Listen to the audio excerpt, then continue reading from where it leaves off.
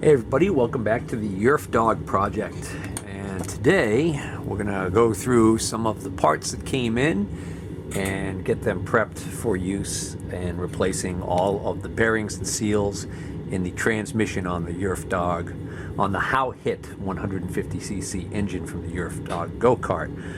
For those of you who've been following right along, you'll know that in the last episodes we basically took out all the bearings, took that whole transmission apart, and what I determined that if I was with a little bit of research and a little bit of searching, I was able to find better quality than just plain old Chinese import bearings for around $5 to $6 per bearing if I bought them separately from different eBay sellers. The majority of the bearings that I was looking for, which were this style here, this is one of the original ones. It's an open bearing, completely open on both sides, because this bearing is lubricated by the oil in the crankcase, or in this particular case, the transmission case. But the idea is the same, that it's open like that, as opposed to this bearing, which also came out of that transmission, but this bearing is a sealed bearing on one side.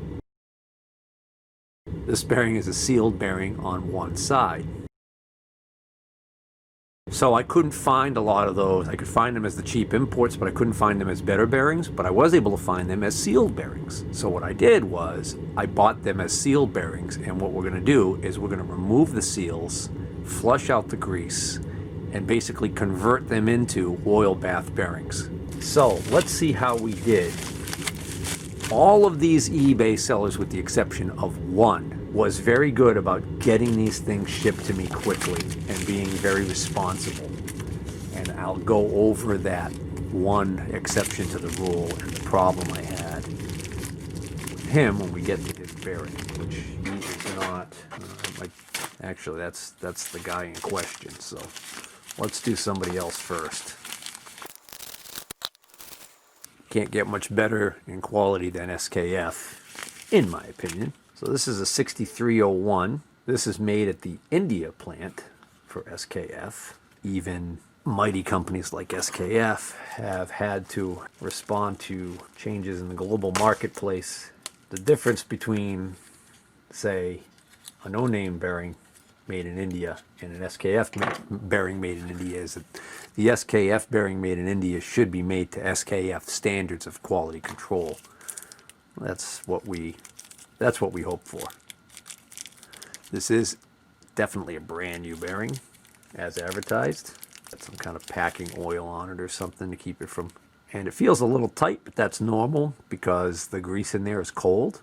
It's a little cool down here in the basement. These have been down here for a while. I believe that's this one here. Oh, this is a 6301. Oh, that's this one. Yep, so that's a 6301 sealed, and we're going to use that to replace this 6301. So this is a Nachi bearing, also a good quality bearing, a 6203 ZZE. So ZZ means it's fully shielded. So this is not a rubber sealed, it's shielded. It's got a metal shield. And ZZ means on both sides. 6203, which is going to be this one right here, I believe. Yeah, so we're going to replace this open bearing with this. We're going to get those shields out of there. Oh, that's actually the voltage regulator, cheap Chinese voltage regulator for the Yerf Dog. So we're not going to deal with that right now. This is a KML bearing. So this is probably the closest thing to a just regular old Chinese cheaper import, but KML is, I think from what I read online, a decent bearing manufacturer. And I think I couldn't find this size in something else for cheap money. And this is a rubber sealed bearing. Well, it says 46 by 14 millimeter. So this is a 6004 bearing. So that's actually this bearing. So actually this one we want fully fully sealed bearing, because we're gonna take the seal out of one side. We're gonna basically recreate this out of this. 3 down, 3 to go. This is a seal, one of the 2 seals that we need. Now the seals, I couldn't go with a really high-end manufacturer for cheap money. All right, this one was a seller online who was apparently this particular size seal, which is a 20 millimeter bore, 32 millimeter OD, 6 millimeter depth seal, is a common seal used in Honda motorcycle applications, some Honda motorcycle applications. So this particular seller, I went with them because they were claiming that they were selling OEM seal, selling the seal for OEM Honda. Something about the listing made you suspect that maybe they were selling genuine Honda. Oh, I take that back. I just checked, and actually the description and list title for the item is identical to this. It does say for OEM. I think I did see some genuine OEM ones, and they were a little bit more money. This was $4.97 shipped. So, you know, this came first class mail. Probably cost a couple bucks or $1.50 to mail this. So I'm not too concerned about that. This size seal, if you're willing to buy this in bulk, like in lots of 10 from China, you can get these for under $1 a piece. But then you kind of rolling the dice, I think, with quality. Hell, I might be rolling the dice with quality on this one. Who knows? But this is an SCG seal. Should be an okay seal. I'm not going to worry about it. Here is the other seal. So this is a 27 millimeter shaft, 42 millimeter OD by 7 millimeter thick oil seal. That's going to be this guy right here. And that looks like a good match. This is a, what is that, TGB or TCB? I don't know, that's a weird G with a dot. I guess that's a G. TGB seal. Genuine parts. Genuine parts. What are they going to put? Disingenuous parts? Okay. This is actually resistors. That has nothing to do with this. Another SKF. This is going to be the 6202. Well, Steve, you did order a 6202, and that's what he shipped you, 6202. I think I meant to order a 6002 and screwed up. Probably transposed the digits when I was writing it down. All right, so these two bearings came from the same seller, and the only issue I had with this seller was he was a little slow on shipping. He ended up, because with eBay, if you use eBay's shipping to print your label and everything, it tells you when the person prints the label, and then it tells you when they mailed it. So these took longer to come in than anybody else's bearings that I bought, because I bought them on April 4th, and he printed the label 4 days later on April 8th, only because on the 7th I messaged him and asked what gives, because I didn't see any sign that it had been shipped. And then in fact, there was no tracking information input. In other words, the system kept saying that the label was created, but it hadn't been placed into the hands of any postal service employee until like another 3 or 4 days after that. So that's why it took so long to get here. And then it came snail mail. But this is a SKF Explorer 6204, 2Z, which is the same way of saying ZZ, and C3 rated. So that's going to be double shielded. So that's the 6204. That's going to be this big guy here. All right, so we're going to remove the shields to make it an open bearing like that. And then we got oh, here's the 6002. So that's going to be this little guy right here. And this is also 2RS. That's rubber shielded. So that's going to have a rubber seal on both sides of it. So we're going to, again, we're going to convert that. So we've got 1, 2, 3, 4, 5. So we've got one bearing left. Yep, that's it. That's the 6202 SKF. So that's the 6203. We now have all our bearings. So the last issue when I was just, figuring out what I wanted to do about acquiring these bearings was, those of you may recall, I was contemplating getting a kit that somebody sells on eBay, which basically contains the 2 seals, all 6 bearings, and the transmission gasket for like $35 shipped. But I did the math and figured out that for a little more money, I could have much better quality bearings in my transmission with probably about the same quality seals in my transmission, but the one problem was then I had to go and buy that gasket. Well, I looked around for that transmission cover gasket, and I found several listings for them, and I was getting ready to plunk my hard-earned money down for that when I came across this interesting anomaly, which is the fact that you can buy from several different vendors. You can buy a gasket kit for the GY6 engines, which I got this kit for $12 with free shipping. And what you get in this kit is what they're describing as pretty much a full gasket set.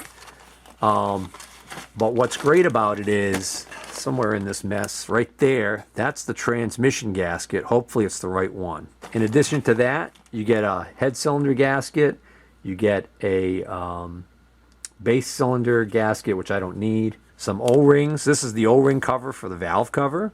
That's nice that we've got that. This little metal donut right here, which is for the exhaust flange on the exhaust port. So get this whole thing for 12 bucks. And I think it was like 7 or 8 bucks just for, if I wanted to buy that one gasket alone, it's like 7 or 8 bucks. So this was a much better deal. It's probably made out of old Chinese newspapers or something. The metal shields are a little more tedious to remove. Now, I have heard of people actually making a small hole in the shield and screwing a screw into that, and then basically pulling the shield out that way. But my concern with that is any metal shavings from that process could go into the bearing. And, you know, if you can avoid that, that'd be great. So, just to show you what I'm doing here, I'm using a thin blade screwdriver, and I am bending these little metal tabs in towards the center. And another reason why you wouldn't want to necessarily use a screw to pull this out is because, I mean, how are you going to, if you take like a sheet metal screw and you use the sharp point, try and drive it in there, you're going to have to tap it in. If you want to drill a hole to screw the screw into, you know, you're gonna need to center punch the hole, and all of that is going to, you're basically going to be banging down onto this shield, and you could easily damage the cage that's inside here that actually is responsible for keeping the balls in place, and that would be bad. So I've got quite a few of these bent. You usually don't have to bend every single one of them. You can usually get it to the point where you can I might have to get a...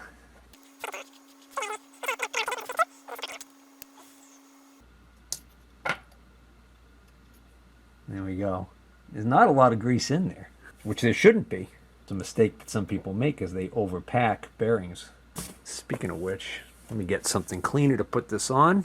All right, no need for you guys to have to sit here and watch me do this.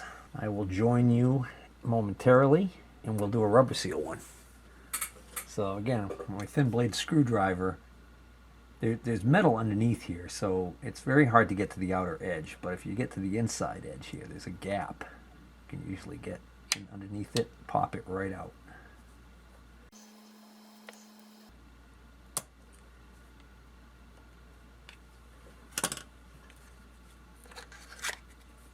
Kind of interesting. Look at this SKF bearing I just pulled the seals off of. How much more grease is in that one? Huh. This is the SKF Explorer that was made in Italy. So the Italians had more grease handy. And I spoke too soon. Here's another SKF made in Italy. A lot less grease in that one. Huh. I wonder why that would be. Alright, the last bearing I have is this large 6204 SKF Explorer bearing, and I can't bend these tabs back like I did on the other one. They're actually, the metal's quite a bit stouter, and the tolerance is a lot tighter on this gap. So with this one, what I ended up having to do is resort to tapping the screwdriver into this gap enough so I could bend back and pop it out that way. And it popped right out. To tap it down, of course, this deforms and pushes down. But this bearing, because it's so wide, the cage is quite a ways down in there. so that the likelihood of actually damaging the cage, like I mentioned on those smaller bearings, is pretty small. So see, I just get it down enough so I can get this underneath there, and then reposition, and it pops right out. And that's how much grease was in that one. Next step we're going to do is we're going to clean the bearings, because we want to get that residual grease out of them, because we want the oil to be in there. So a lot of people probably think that you don't need to do that. You do what you want. I'm going to do it on mine, because my theory is that I don't want that grease breaking down over time and mixing in with the oil, because it's probably not going to mix in the way I want it to, and it's not going to liquefy like the oil. I want these to be just clean bearings that have just bare metal in contact with oil, the oil bath, so to speak. It's been about an hour now. I ran my Omega Sonic 7850 ultrasonic cleaner on a 30-minute cycle or 35-minute cycle. I also got the temperature up, so. Oh yeah, there we go. So if you're wondering what my cleaner du jour is, it's just water with LA's Totally Awesome mixed into it, because this is a good degreaser. It's nice, it's water based, it's not going to be like toxic waste, although with the greasing it's not exactly environmentally friendly, right?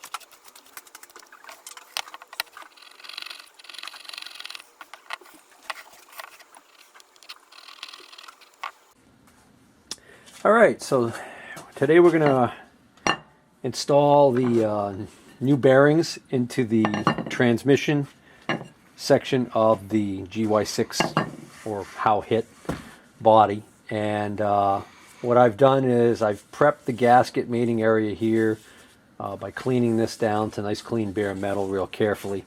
Aiden's with me today, and what I ended up doing was I ended up using a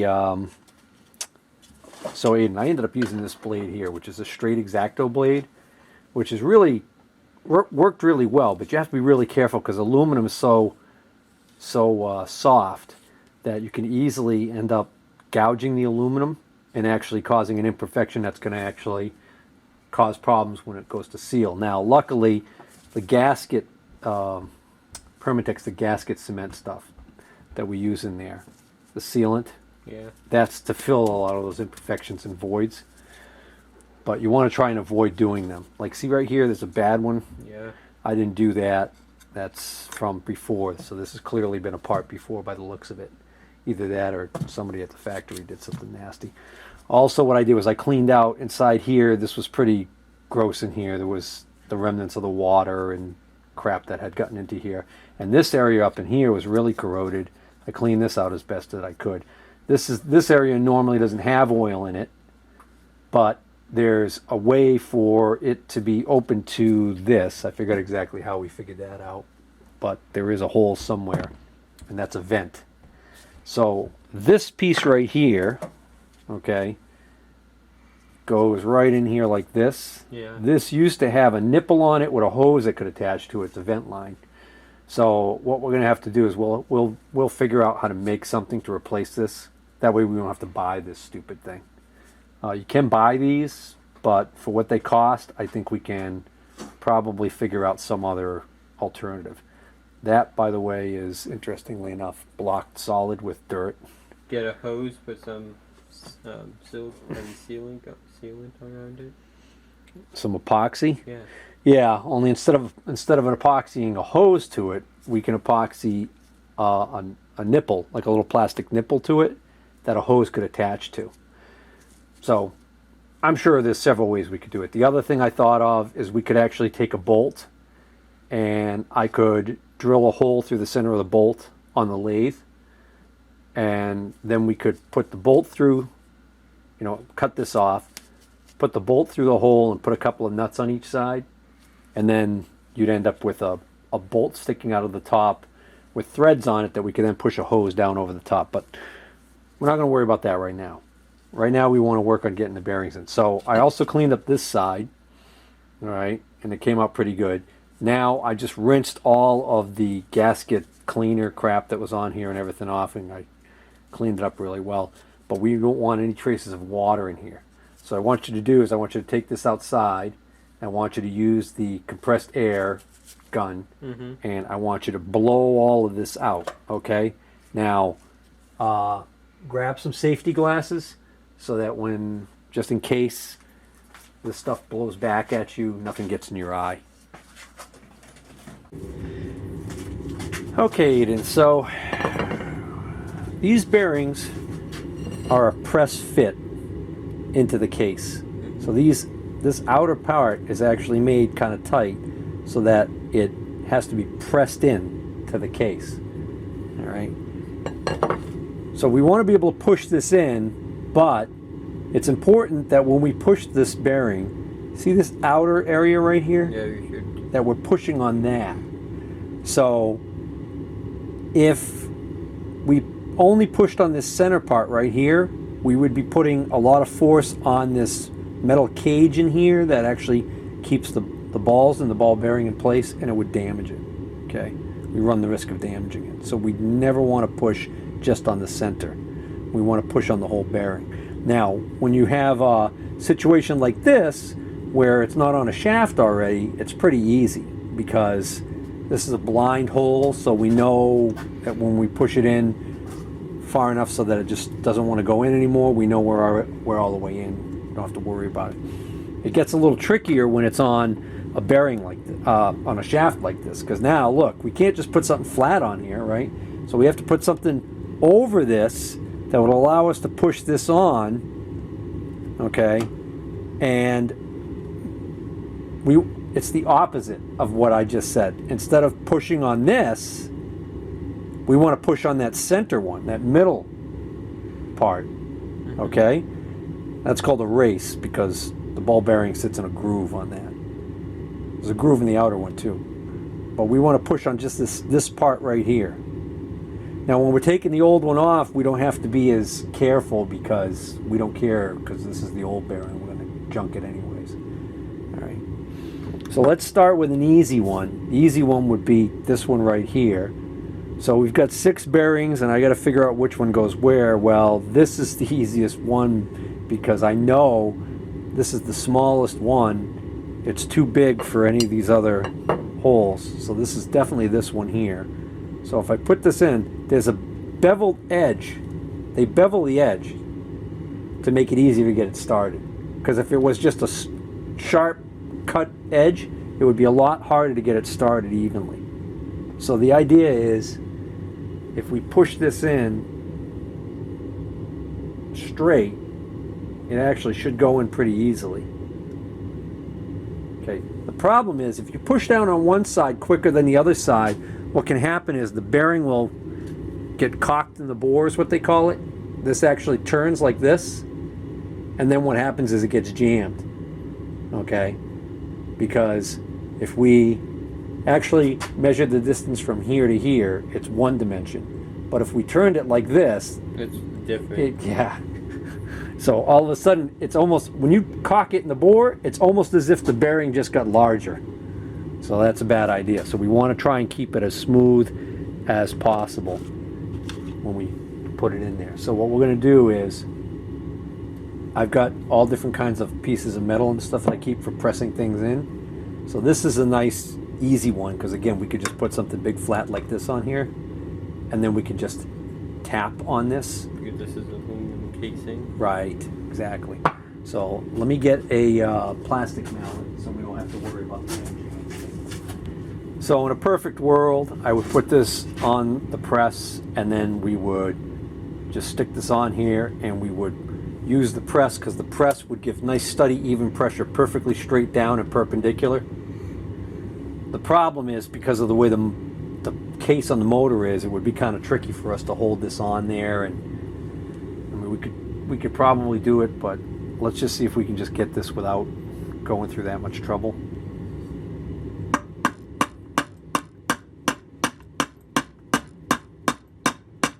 It's going.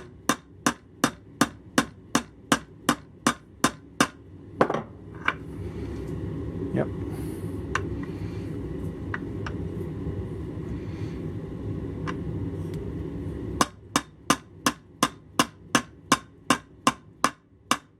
Yeah, the noise that just changed. Yeah, it means it's in. That means that I'm now hitting the aluminum with this. So, Did you? feels pretty good.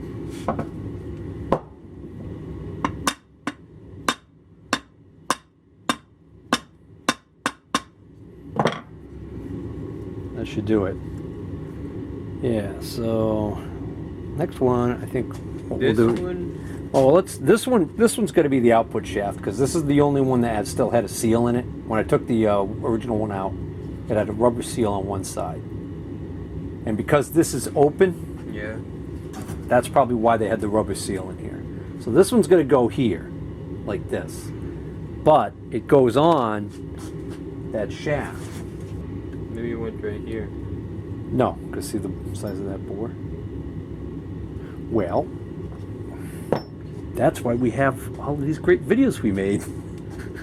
Because I honestly don't remember how that goes together. So let's take a pause from that. Let's do this instead. Let's remove this old bearing from this, okay, and install the bearing on this shaft. So for this, we'll use the arbor press.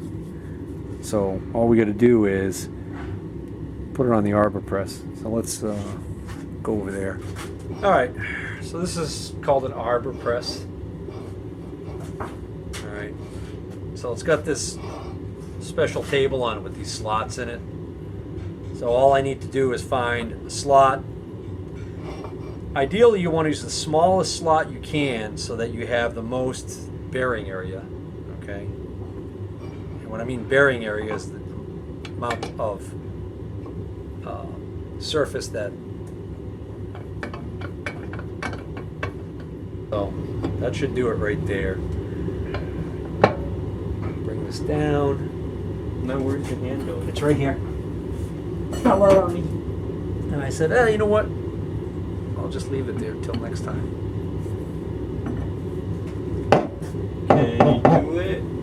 Easily. Will Batman survive? Tune back in.